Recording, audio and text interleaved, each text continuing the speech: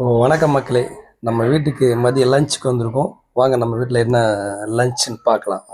White ரைஸுங்க. பார்த்தீங்கன்னா இது பச்சை பயிர் கடையிலுங்க. பார்த்தீங்கன்னா அது குடமிளகா பொரியலுங்க.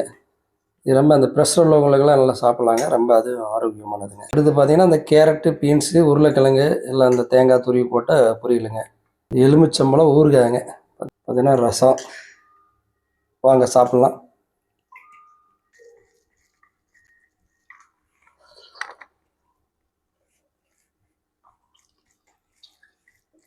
அருமையாக இருக்குங்க.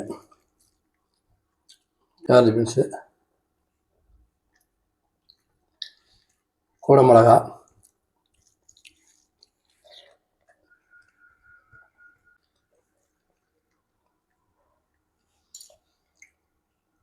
எல்லாமே அருமையாக இருக்குங்க. பாய்.